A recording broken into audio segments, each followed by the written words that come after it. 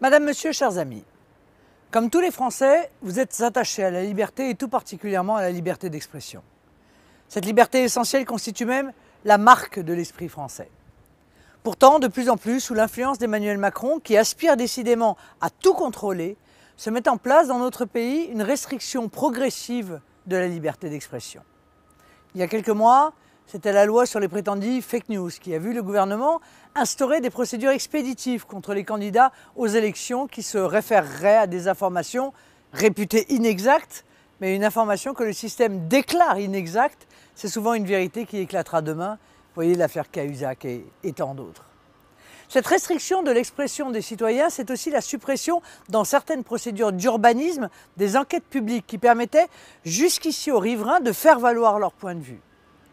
Plus récemment, avec la loi Avia, du nom de cette députée En Marche qui prétend lutter contre la haine sur Internet, le gouvernement franchit une étape supplémentaire. Personne n'est bien sûr favorable au déversement de propos haineux sur le net. Pour autant, est-ce la peine ? Parce que des abus sont possibles de mettre en résidence numérique surveillée tous les internautes et d'établir une censure généralisée. Le plus grave en l'occurrence, c'est que la restriction de nos libertés n'émanera même plus de juges en vertu du droit, mais d'opérateurs privés, Twitter ou Facebook. Ceux-ci interviendront comme de véritables juges des libertés en France. Au risque de fortes amendes, ces opérateurs seront évidemment incités à établir une censure numérique par algorithme en supprimant des comptes ou en rayant autoritairement des commentaires, des sujets ou débats, même s'ils sont pertinents. Vous l'avez compris, il s'agit d'empêcher les citoyens d'échapper à l'information officielle, celle du journal de 20 h ou du communiqué mensonger du ministère de l'Intérieur. La liberté, ça consiste à pouvoir parler de ce qu'on veut et de dire même des vérités qui peuvent déranger les gens en place. L'immigration, les vrais chiffres, son coût, ses conséquences sociales ou sécuritaires, la critique des extrémismes religieux, les méfaits du communautarisme, la situation dans certains quartiers, le nom des délinquants. Mais personne n'est dupe.